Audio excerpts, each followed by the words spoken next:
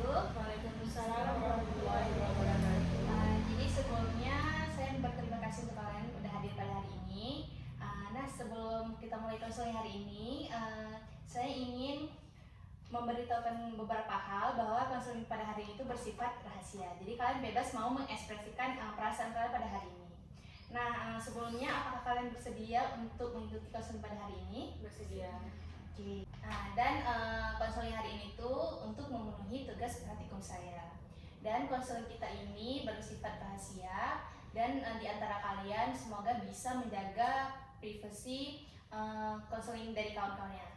Apakah kalian bersedia untuk menjaganya? Bersedia. Baik, jadi sebelumnya boleh perkenalkan diri kalian terlebih dahulu. Mulai dari sini, Pak. Oke, baik. Nama saya Rana Hayati. Saya sekarang berusia 20 tahun. Sedang berkuliah di Prodi Bahasa dan Sastra Arab, Fakultas Adat dan Humaniora. Panggilannya? Rahmi. Selanjutnya, Nama saya Desi Asita, berumur 20 tahun. Saya berkuliah di UIN Negeri, Fakultas Adab dan Humaniora, dan jurusan Ilmu Perpustakaan. panggilannya? Desi. Akides. Dan yang ketiga siapa namanya? Perkenalkan, nama saya Feni Nadia. Saya berkuliah di Fakultas Habitat Nama, berasal dari Prodi Ilmu Kesehatan Keperawatan Diri. Oke, panggilannya? Panggilannya Feni. Oke. Bagaimana tadi keadaan kalian sebelum ke sini? Baik, alhamdulillah. Perjalanannya gimana? Lancar. Alhamdulillah. Nah, jadi kan kita akan mengadakan konseling nih. Jadi sebelumnya saya izin merekam ya. Misalkan kalian menceritakan apa yang ingin kalian ceritakan pada hari ini. Baik. Oke, dimulai dari saya mungkin ya. Saya ingin bercerita mengenai tempat ngajar saya. Mungkin di situ saya merasa ini ya, mengurang rasa ingin mengajar di TPA karena permasalahan yang ada di sana. Dimulai dari mungkin saya kurang dekat mungkin ya dengan wali kelas mengajar di sana. Jadi dan permasalahan saya mungkin terkhususnya di kelas tempat saya mengajar, di mana saya merasa terasingi atau bahkan tidak terlalu di open karena mungkin saya jarang mengajar, dan di dalam kegiatan-kegiatan TPA mungkin saya juga kurang berbaur dan juga kurang untuk diajak ya. Dan dengan wali kelas juga mungkin misalnya kan ada pengajar 3 atau 4, jadi wali kelas lebih menunjuk ke pengajar lain, kayak gak apa-apa ke pengajar lain gitu. Saya kayak merasa kenapa gak saya gitu. Apakah masalahnya nggak tahu kenapa. Permasalahan awal mula juga saya kurang paham. Mungkin saya merasa dari saya mungkin jarang pergi mengajar, jadi lebih tersudutkan atau terasingi dan lebih nampak orang-orang lebih yang seseorang lain mungkin ya. Dan saya ini ingin bertanya gitu, solusi dari konselor bagaimana kalau misalnya di posisi saya misalnya kayak disudutkan sama wali kelas, sedangkan kita satu kelas hari itu, bagaimana menurut konselor gitu? Oke, saya akan mengulangi permasalahan kamu. Nah, jadi permasalahan kamu tadi, kamu mengatakan kamu merasa terasingi oleh wali kelas karena kamu tadi juga kurang dekat ya, dan juga jarang masuk ke dalam TPA selama beberapa tadi kan. Jadi kamu ingin bertanya apa yang harus kamu lakukan ke depannya seperti itu. Oke, untuk cerita yang pertama atau permasalahan pertama kita simpan dulu, kita lanjutkan ke permasalahan kedua. Oke. Jadi hal apa yang kamu ceritakan pada hari ini? Jadi mulai saya sekolah dasar, saya dihina sama kawan saya, dibanding-bandingin. Sampai seminggu sekali, 2 kali atau 3 kali. Jadi terbawa sampai sekarang. Jadi saya tidak semangat kalau jumpa sama mereka. Oh, jadi saya ulangi ya, kalau misalnya permasalahan kamu itu kamu dihina dari masa-masa sekolah dulu, dan penghinaan mereka itu terbawa sehingga kamu merasa trauma sampai sekarang gitu. Baik, masalahnya kita simpan dulu, kita lanjut ke permasalahan ketiga. Jadi saya ingin menceritakan tentang kawan kos saya yang setiap saya pindah kos hal itu terulang lagi. Mereka mengambil barang saya tanpa meminta izin, merusak barang saya, dan setiap saya tegur, hal itu tetap akan terulang lagi dan membuat motivasi saya untuk ke kampus itu agak berkurang semangat. Jadi saya ulangi ya permasalahannya. Jadi permasalahan kami ini terkait dengan kawan kos. Jadi setiap kamu pindah kos, permasalahan yang terjadi di kos itu selalu sama. Nah, jadi motivasi kamu ke kampus gara-gara teman di kos kamu jadi berkurang seperti itu. Oke, jadi permasalahan ini saya simpan dulu. Saya akan kembali ke klien yang pertama. Nah, jadi permasalahan tadi itu mengurangi TPA dan tidak dekat dengan wali kelasnya. Jadi sebelumnya apakah kamu sudah melakukan atau sudah berkomunikasi terlebih dahulu dengan wali kelasnya? Apa hal yang membuat mereka itu melakukan seperti itu ke diri kamu sendiri? Belum ya, mungkin karena saya merasa itu bukan satu hal, mungkin bagi mereka itu hal biasa, tapi bagi saya mungkin saya merasa, tapi mereka mungkin tidak merasa sama sekali. Jadi lebih baik daripada lebih besar masalahnya atau melebar kemana-mana, jadi mungkin saya merasa sendiri dan mengubah diri saya sendiri. Saya mengerti perasaan kamu kalau misalnya ada orang yang menyudutkan diri kamu. Tapi apakah ada hal atau solusi yang pernah kamu lakukan agar kamu sama wali kelas itu tetap terjaga hubungannya? Mungkin tetap ramah dan cuma pendekatan yang sebelumnya tidak pernah ya, tidak ada. Gimana reaksi wali kelasnya itu? Baik, reaksinya baik dan ramah juga. Terus hubungan kamu dengan pengajar dua lainnya itu seperti apa? Itu sangat baik sih. Jadi permasalahannya itu cuma dengan wali kelas. Jadi apakah kamu sebelumnya tuh pernah membicarakan hal ini dengan wali kelas? Tidak. Dan setelah apakah pas kamu ini tidak pergi ke TPA nih, wali kelasnya pernah bertanya kenapa kamu nggak ke TPA hari ini? Nggak pernah. Berarti kalian kurangnya komunikasi. Komunikasi.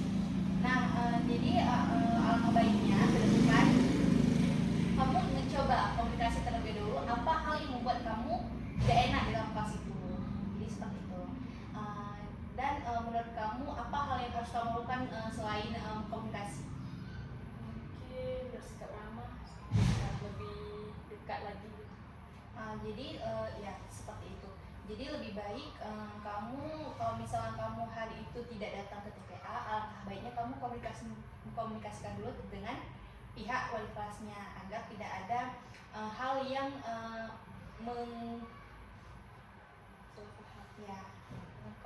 agar tidak ada hal yang bisa membuatkan menjadi kesalahpahaman seperti itu.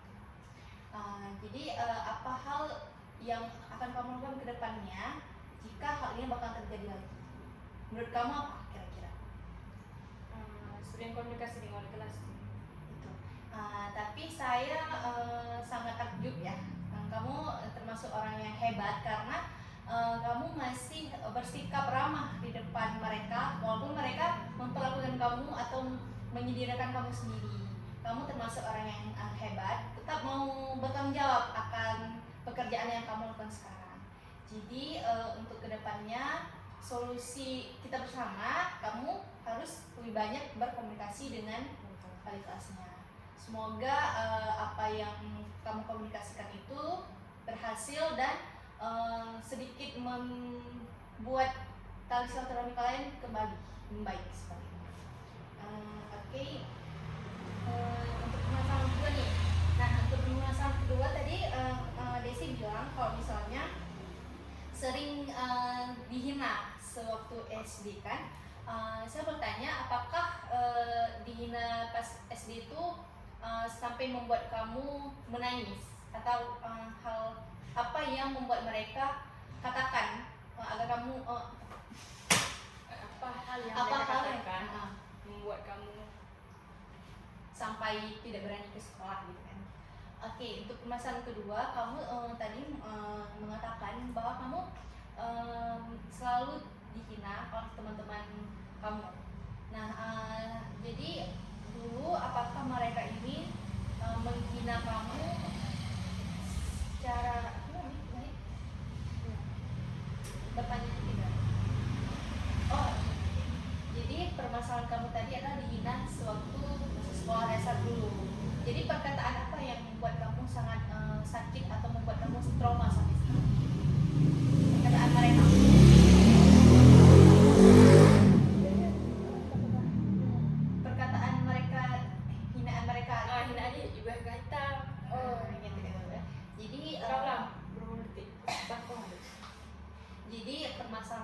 tadi kamu mengatakan bahwa kamu sering dihina pas kamu masih sekolah dasar dulu.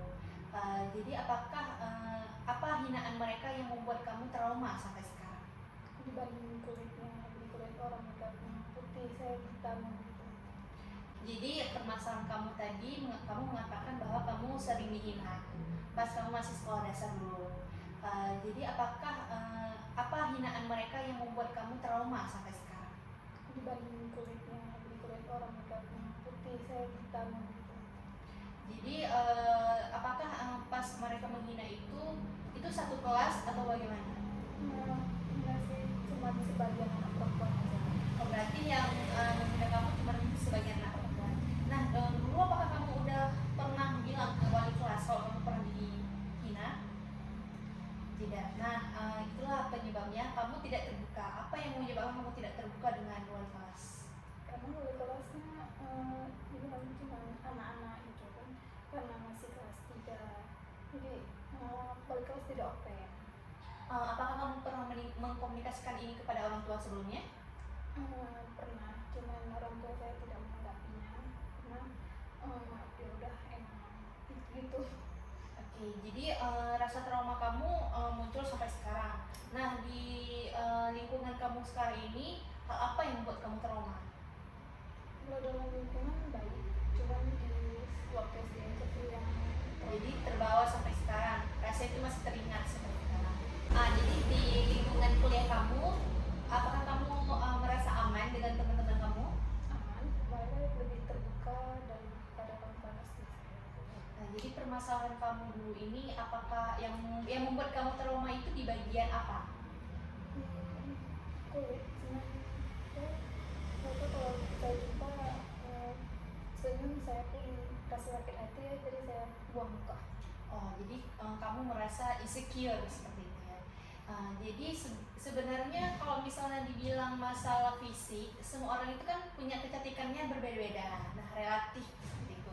Saya paham akan perasaan kayak yang kamu alami, karena juga saya dulu pernah dibully seperti itu kan. Jadi saya sangat paham apa yang kamu rasakan. Jadi untuk menyembuhkan itu adalah dengan memaafkan diri sendiri dan memaafkan mereka. Apakah kamu pernah memaafkan mereka sebelum mereka meminta maaf dari kamu? Terus itu kan udah mau tamat karena perpisahannya, ya saya maafkan. Jadi kalau misalnya kamu sudah memaafkan mereka, otomatis perasaan kamu juga ikut memaafkan. Tetapi kalau misalnya kamu masih merasa kalau kamu itu masih ada trauma, berarti kamu belum bisa memaafkan diri mereka. Seperti itu. Nah, kalau bisa dibilang kamu termasuk hebat karena kamu masih ingin berkawan dengan mereka. Kamu bisa memaafkan kalau misalnya walaupun mereka tetap menghina kamu dulunya kan. Tapi fan. Oke, lanjut. Nah, tetapi alangkah baiknya kamu mencoba memaafkan diri mereka dan juga kamu mencoba bilang ke diri sendiri bahwa itu semuanya tidak akan terjadi dan tidak akan terulang di masa lalu. Karena apa? Karena kamu sekarang berada di lingkungan yang aman seperti itu. Di lingkungan kamu sekarang, apakah kamu merasa kalau teman-teman kamu itu seperti teman-teman yang lalu? Apakah kamu lebih terbuka? Lebih terbuka sama kawan-kawan saya. Terbukanya tuh seperti apa? Ya kayak bercerita, ya tentang curhat sama mereka. Nah, itu menjadi salah satu solusi agar kamu tidak terpuruk sendirian seperti itu ya. Oke, untuk permasalahan kamu mungkin untuk permasalahan kamu dapat saya simpulkan bahwa kamu dulunya sering dibully, gitu kan? Dibully dengan perkataan-perkataan mereka. Nah, kamu bisa melewati semua zona-zona tersebut dengan kamu memaafkan diri kamu sendiri dan memaafkan teman-teman kamu. Dengan kamu tetap berada di lingkungan yang aman dan di lingkungan dengan yang baik. Dan solusi yang pertama itu kamu harus lebih terbuka nih kepada orang-orang terdekat kamu. Seperti itu. Nah, untuk permasalahan ketiga tadi kamu bilang bahwa misalnya teman-teman kos kamu itu selalu ada masalah dengan kamu. Nah, setiap pindah kos kamu mengalami permasalahan yang sama nih, sehingga motivasi kuliah kamu menurun. Nah, saya akan bertanya, permasalahan di dalam kos itu yang samanya nih di bagian apanya? Di bagian kawan kos pertama, mereka suka mengambil barang ini tanpa dapat izin. Setiap mengambil barang selalu didesain. Gitu. Jadi pas kamu ke kampus, contohnya nih kayak misalnya kayak kawan-kawan kamu mau ngambil sabun mandi nih, ya kan? Misal kamu mau mandi ke kampus, pas kamu balik udah nggak ada lagi seperti itu. Nah, jadi kurang motivasinya di kampus, kamu nggak jadi ke kampus seperti itu. Ke kampus tapi kurang semangat. Udah nggak semangat lagi. Nah, ada nggak hal alternatif yang pernah kamu lakukan untuk mengatasi masalah ini? Ada. Jadi barang-barang saya pindahin suatu tempat di rumahnya saya. Jadi mereka tetap nekat juga memakai barang saya. Jadi solusi yang kamu dapat tidak efektif, gitu ya. Apakah kamu pernah mengkomunikasikan ini terlebih dahulu dengan mereka? Pernah. Jadi tidak bisa. Tidak, mereka bagaimana respon mereka? Mereka bilang nggak pakai. Oh, berarti mereka berbohong, gitu ya. Jadi apakah kamu pernah mengkomunikasikan ini kepada ibu kos? Pernah. Terus bagaimana respon ibu kosnya? Jadi respon pemilik kos itu jangan kasih barang-barang kami lagi. Saya bilang sama bapak kos, saya tidak pernah kasih tanpa izin saya. Tapi mereka nekat mengambil tanpa izin.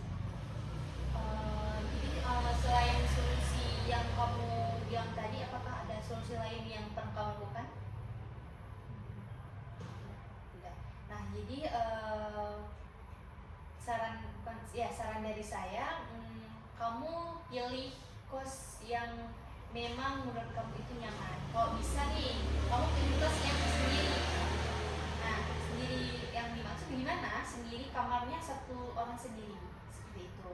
Nah, untuk kurangnya motivasi dalam kuliah, dengan kamu ngekos sendiri itu tanpa mencampur tangan dengan orang lain, kan otomatis barang-barang kamu juga terjaga, dan energi kamu untuk ke kampus sebelumnya itu bakal full kembali gitu. Jadi sebelum kamu ke kampus atau pas kamu pulang ke kampus, kamu tidak ada hal yang membuat kamu marah kalau misalnya mereka tidak melakukan kesalahan yang sama. Jadi kalau misalnya kamu tetap ngekos dengan kawan-kawanmu yang lain, itu kan permasalahannya juga terulang kembali. Jadi membuat emosi kamu gak stabil. Nah, dari situ semangat kamu menurun karena sudah terjadi emosi yang pertama tadi. Nah, kalau misalnya kamu ngekos yang sendirian nih, jadi emosi kamu stabil, kamu tidak bisa mempersalahkan orang lain. Jadi dapat saya simpulkan bahwasanya permasalahan kamu ini adalah kurangnya motivasi dalam ngampus karena permasalahan di kos tadi, seperti itu ya. Nah, mungkin permasalahan Desi tadi, kalau misalnya ada yang kurang atau ngejanggal di hati, kamu bisa konsul langsung ke UP2T atau ke psikolog langsung, seperti itu. Nah, jadi bagaimana perasaan kalian pada hari ini? Mungkin sudah lega ya. Sudah. Tapi kalau Desi gimana? Sudah lama tidak konsul. Oke, semuanya. Mungkin nanti kalau ada yang masih menjanggal di hati kalian, bisa konsul lagi ke tahap kedua. Nah, konseling pada hari ini saya cukupkan. Saya berterima kasih untuk kalian pada hari ini. Assalamualaikum warahmatullahi wabarakatuh.